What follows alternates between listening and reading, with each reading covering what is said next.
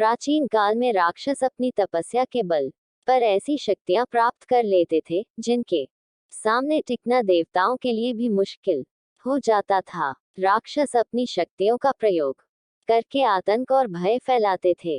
ऐसी ही एक घटना रक्तबीज नाम के राक्षस से जुड़ी है। रक्तबीज का अंत मां काली के हाथों हुआ, लेकिन इस दौरान गलती से मां काली का पांव भगवान शिव के ऊपर आ गया था। आइए जानते हैं उस घटना के बारे में। एक बार रक्तबीज नाम के एक राक्षस ने भगवान शिव को प्रसन्न किया और उनसे एक वरदान हासिल कर लिया। रक्तबीज को यह वरदान मिला था कि उसका खून जहां भी गिरेगा वहां से उसी के समान राक्षस पैदा हो जाएगा। रक्तबीज को अपने इस गुण पर बहुत अभिमान था, इसलिए उसने अपनी शक्तियों का गलत इस्तेमाल करना शुरू कर दिया था। घमंड में चूर रक्तबीज ने देवताओं को युद्ध के लिए ललकारा।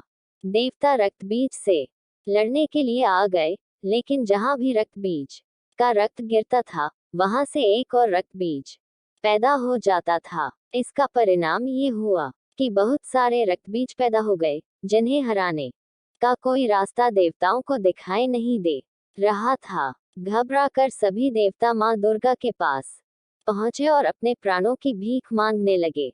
मां दुर्गा ने रक्तबीज को मारने के लिए काली का रूप धारण कर लिया। रक्तबीज को देखकर मां काली क्रोध से भर उठी और अपनी जीभ को इतना फैला लिया कि सारे रक्तबीज उसमें समा गए। अब जहां भी रक्तबीज का रक्त गिरता था, मां काली उसे पी जाती थी। रक्तबीज को समाप्त करते हुए मां इतनी क्रोधित हो गई कि उनको शांत करना मुश्किल हो गया। काली मां का ये रूप विनाशकारी हो सकता था, इसलिए सभी देवता भगवान शिव के पास पहुंचे और बोले कि आप ही मां का क्रोध शांत कर सकते हैं।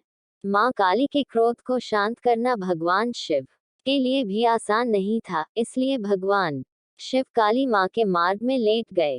क्रोधित मां काली ने जैसे ही भगवान शिव के ऊपर पांव रखा, वो झिझक कर ठहर गईं और उनका गुस्सा शांत हो गया। इस तरह भगवान शिव ने देवताओं की मदद की और मां काली के गुस्से को शांत किया, जो सृष्टि के लिए भयानक हो सकता था। अगर आपको ये वीडियो अच्छा लगे तो एक लाइक कर देना, सब्सक्राइब कर देना और घंटी का बटन दबा देना।